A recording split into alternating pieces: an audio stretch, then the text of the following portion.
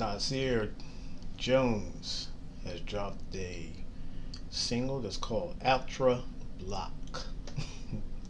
I'm just kidding, Ultra Black. And I think it was a song that was needed.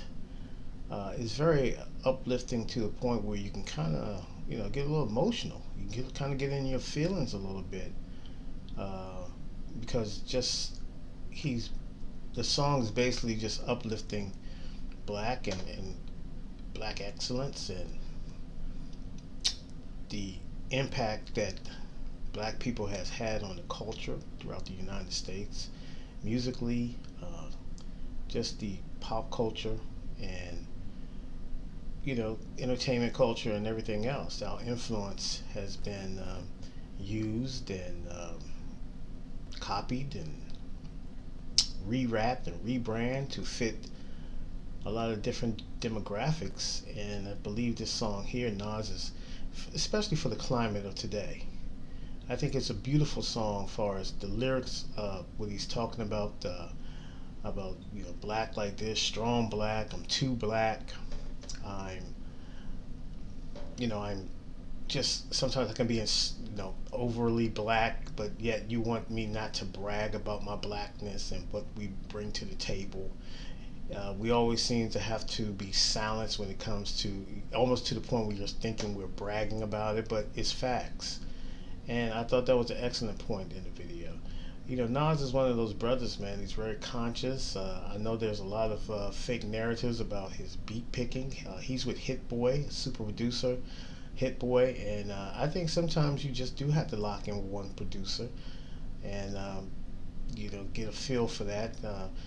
I know he got some flack with the Nasir album, which I thought was great, but I'm a hip hop fan. Some people don't, they're kind of like stuck in that cookie cutter mode. Kind of like if you go to Latin parties, they kind of got that same drum line, that same count.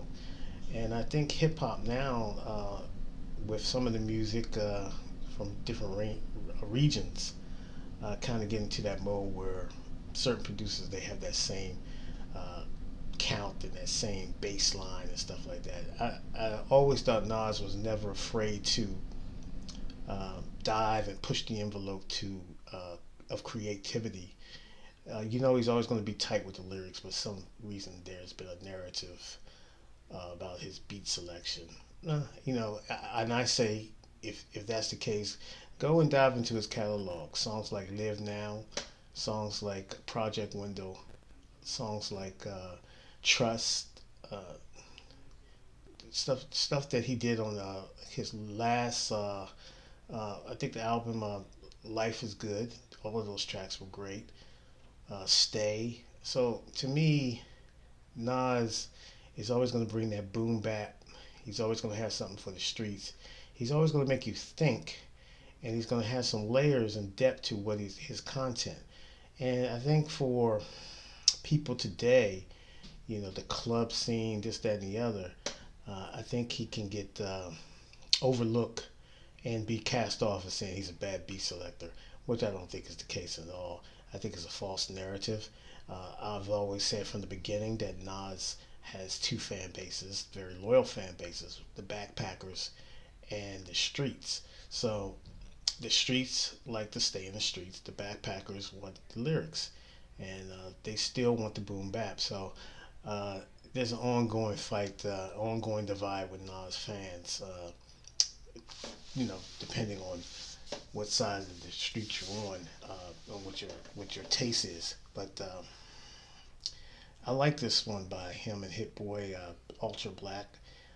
Like I said, to me, it's almost as we needed. It was right on time, considering what's going on with 45 and his constant division, constantly dividing and constantly dog whistling his racial ideology spewing from the White House. So um, you'll see what happens. The rest of the album, I think, is scheduled to be released on August the 21st, and I think it's going to be.